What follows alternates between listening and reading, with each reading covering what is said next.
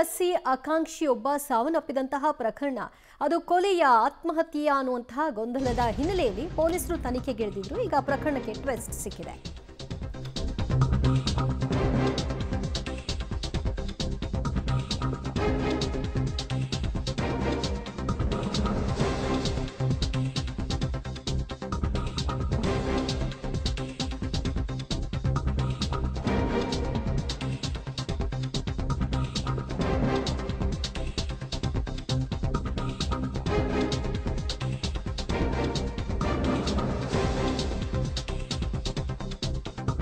ದೆಹಲಿಯಲ್ಲಿ ಯುಪಿಎಸ್ಸಿ ಆಕಾಂಕ್ಷಿ ಸಾವನ್ನಪ್ಪಿದಂತಹ ಪ್ರಕರಣ ಸಂಬಂಧ ಅಕ್ಟೋಬರ್ 6ನೇ ತಾರೀಕು ನಡೆದಿದ್ದಂತಹ ಪ್ರಕರಣ ಇದು.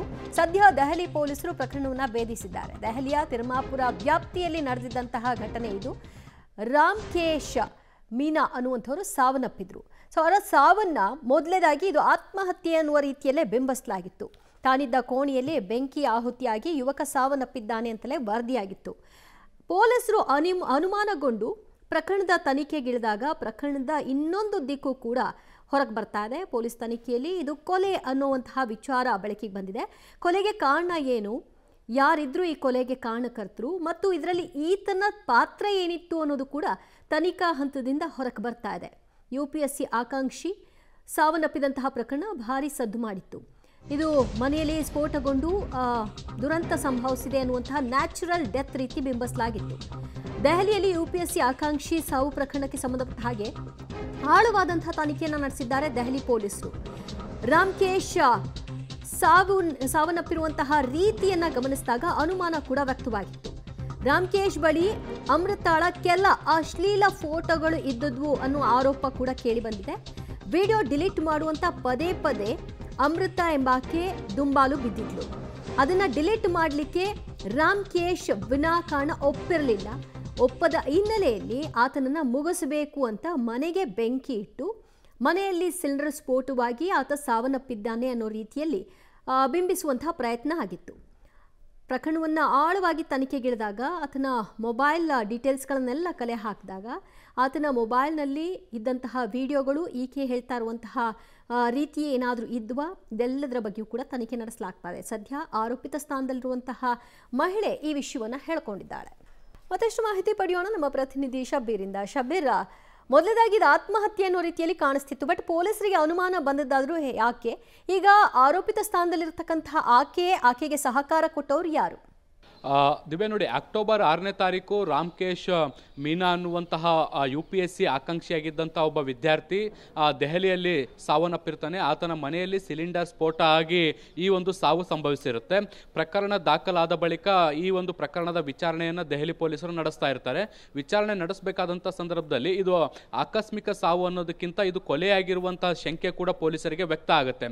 ಹೀಗಾಗಿ ರಾಮ್ಕೇಶ್ ಮೀನಾ ಏನಿದ್ರು ಅವರ ಫೋನ್ ಡೀಟೇಲ್ಸ್ ಅನ್ನು ಪಡೆದುಕೊಂಡು ವಿಚಾರಣೆಯನ್ನು ನಡೆಸುವಂತ ಕೆಲಸವನ್ನ ಮಾಡ್ತಾರೆ. ಈ ಸಂದರ್ಭದಲ್ಲಿ ಅಮೃತ ಚವ್ಹಾಣ್ ಅನ್ನುವಂಥ ಯುವತಿಯ ಜೊತೆಗೆ ರಾಮ್ಕೇಶ್ ಮೀನಾ ನಿರಂತರವಾಗಿ ಸಂಪರ್ಕ ಇರುವಂಥದ್ದು ಕೂಡ ಗೊತ್ತಾಗುತ್ತೆ.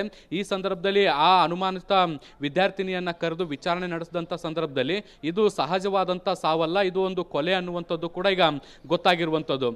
ಈಗ ಪೊಲೀಸರ ಮೂಲಗಳಿಂದ ಸಿಗ್ತಿರುವಂಥ ಮಾಹಿತಿಗಳೆಂದ್ರೆ ಏನು ಅಂದ್ರೆ, ಅಮೃತ ಚವ್ಹಾಣ್ ಏನಿದ್ಲು ಆಕೆಗೆ ಸಂಬಂಧಿಸಿದಂಥ ಕೆಲವೊಂದಿಷ್ಟು ಅಶ್ಲೀಲ ವಿಡಿಯೋಗಳು ಏನು ರಾಮ್ಕೇಶ್ ಮೀನಾ ಅನ್ನುವರ ಬಳಿ ಏನಿತ್ತು ಆ ವಿಡಿಯೋಗಳನ್ನು ಡಿಲೀಟ್ ಮಾಡಬೇಕು ಅನ್ನುವಂಥ ನಿಟ್ಟಿನಲ್ಲಿ ಅಮೃತ ಪದೇ ಪದೇ ಮನವಿಯನ್ನು ಮಾಡಿಕೊಂಡಿದ್ಲು. ಆದಾಗ್ಯೂ ಕೂಡ ಆ ವಿಡಿಯೋಗಳನ್ನು ಡಿಲೀಟ್ ಮಾಡಿರಲಿಲ್ಲ.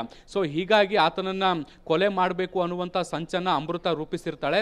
ಆಕೆ ಇತರೆ ಇಬ್ಬರು ಸ್ನೇಹಿತರ ಜೊತೆಗೆ ಆತನ ಮನೆಗೆ ಹೋಗಿ ಆತನಿಗೆ ಏನು ಮತ್ತು ಬರಿಸುವಂಥ ಔಷಧಿಯನ್ನು ಕೊಟ್ಟು ಅದಾದ ಬಳಿಕ ಆತನನ್ನು ಕೊಲೆ ಮಾಡುವಂಥ ಕೆಲಸವನ್ನು ಮಾಡಲಾಗುತ್ತೆ. ಮೊದಲು LPG ಸಿಲಿಂಡರ್ ಏನಿರುತ್ತೆ ಅದರಿಂದ ಗ್ಯಾಸ್ ಲೀಕ್ ಮಾಡುವಂಥ ಕೆಲಸವನ್ನು ಮಾಡ್ತಾರೆ. ಆಮೇಲೆ ಇವರು ಮನೆಯಿಂದ ಹೊರಗಡೆ ಬಂದು ಆ ಮನೆಗೆ ಬೆಂಕಿ ಹಚ್ಚುವಂತ ಕೆಲಸವನ್ನ ಮಾಡ್ತಾರೆ. ಒಳಗಡೆ ಗ್ಯಾಸ್ ಆಲ್ರೆಡಿ ಲೀಕ್ ಆಗಿದ್ದಂತ ಹಿನ್ನೆಲೆಯಲ್ಲಿ ಏಕಾಏಕಿ LPG ಸಿಲಿಂಡರ್ ಸ್ಫೋಟ ಆಗುತ್ತೆ. ಅದರಲ್ಲಿ ರಾಮ್ಕೇಶ್ ಮೀನಾ ಮೃತಪಡ್ತಾರೆ. ಅಂದ್ರೆ ಹೊರಗಡೆಯಿಂದ ನೋಡೋದಾದ್ರೆ ಇದು LPG ಸ್ಫೋಟಗೊಂಡು ರಾಮ್ಕೇಶ್ ಮೀನಾ ಸಹಜವಾಗಿ ಸಾವನ್ನಪ್ಪಿರಬೇಕು ಅನ್ನುವಂತ ನಿಟ್ಟಿನಲ್ಲಿ ಬಿಂಬಿಸುವಂತ ಪ್ರಯತ್ನವನ್ನ ಮಾಡಿದ್ರು.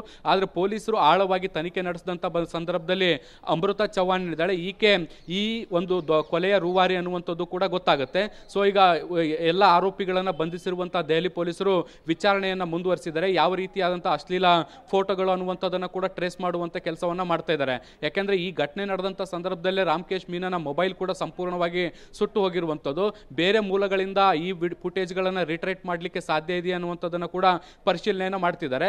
ಆದರೆ ಪ್ರಕರಣದ ವಿಚಾರಣೆ ನಡೆಸಬೇಕಾದಂಥ ಸಂದರ್ಭದಲ್ಲಿ ಈ ಕೊಲೆಯನ್ನು ಮಾಡಿರೋದಾಗಿ ಈಗ ಸ್ವತಃ ಖುದ್ದು ಅಮೃತ ಚವ್ಹಾಣ್ ಒಪ್ಕೊಂಡಿರುವಂಥದ್ದು, ಮತ್ತು ಈ ಕೊಲೆಗೆ ಯಾರೆಲ್ಲ ಸಹಕಾರ ಕೊಟ್ಟಿದ್ದಾರೆ ಅನ್ನುವಂಥದ್ದನ್ನು ಕೂಡ ಒಪ್ಕೊಂಡಿರುವಂಥದ್ದು.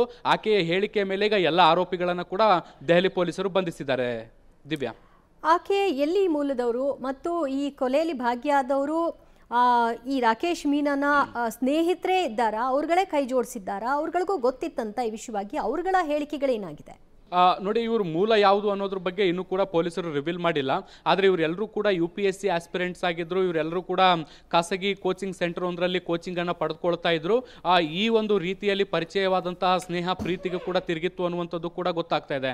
ರಾಮ್ಕೇಶ್ ಮೀನಾ ಏನಿದ್ದಾರೆ ಅವ್ರ ಜೊತೆಗೆ ಅಮೃತಳ ಪ್ರೀತಿಯಲ್ಲಿ ಬಿದ್ದಿದ್ರು, ಮತ್ತು ಕೆಲವೊಂದಿಷ್ಟು ಖಾಸಗಿ ವಿಡಿಯೋಗಳು ಕೂಡ ರೆಕಾರ್ಡ್ ಆಗಿದ್ವು ಅನ್ನುವಂಥದ್ದು ಕೂಡ ಗೊತ್ತಾಗ್ತಾ ಇರುವಂಥದ್ದು. ಕೆಲವೊಂದಿಷ್ಟು ಸಂಬಂಧದಲ್ಲಿ ಬಿರುಕು ಬಂದಂಥ ಸಂದರ್ಭದಲ್ಲಿ ಆ ವಿಡಿಯೋಗಳನ್ನು ಡಿಲೀಟ್ ಮಾಡುವಂತೆ ಅಮೃತ ಕೇಳ್ಕೊಂಡಿರ್ತಾಳೆ. ಆದರೆ ರಾಮ್ಕೇಶ್ ಮೀನಾ ಈ ಒಂದು ವಿಡಿಯೋಗಳನ್ನು ಡಿಲೀಟ್ ಮಾಡಲಿಕ್ಕೆ ನಿರಾಕರಿಸಿರ್ತಾರೆ. ಸೊ ಈ ಸಂದರ್ಭದಲ್ಲಿ ಆತನ ಜೊತೆಗೆ, ಅಂದರೆ ಅಮೃತಳ ಜೊತೆಗೆ ಏನು ಈ ಒಂದು ಕೋಚಿಂಗ್ ಸೆಂಟರ್ಗೆ ಹೋಗ್ತಾ ಇದ್ರು ಇತರೆ ಇಬ್ಬರು ಸ್ನೇಹಿತರು, ಅವರ ಸಹಾಯವನ್ನು ಪಡೆದುಕೊಂಡು ಈ ಒಂದು ಕೊಲೆಯನ್ನು ಮಾಡಿರುವಂಥದ್ದು. ಇವರ ಪೋಷಕರಿಗೂ ಕೂಡ ಮಾಹಿತಿಯನ್ನು ಕೊಡುವಂಥ ಕೆಲಸವನ್ನು ಮಾಡಲಾಗಿದೆ. ಆದರೆ ಇವರು ಎಲ್ಲಿಯವರು ಏನು ಮತ್ತು ಇವರು ಉದ್ದೇಶ ಏನಾಗಿತ್ತು ಅನ್ನುವಂಥದ್ರ ಬಗ್ಗೆ ಇನ್ನಷ್ಟು ಮಾಹಿತಿಯನ್ನು ಕಲೆ ಹಾಕುವಂಥ ಪ್ರಯತ್ನವನ್ನು ಕೂಡ ಮಾಡಲಾಗ್ತಾ ಇದೆ. ದಿವ್ಯಾ, ಥ್ಯಾಂಕ್ ಯು ಶಬೀರ್ ನಿಮ್ಮೆಲ್ಲ ಮಾಹಿತಿಗೆ.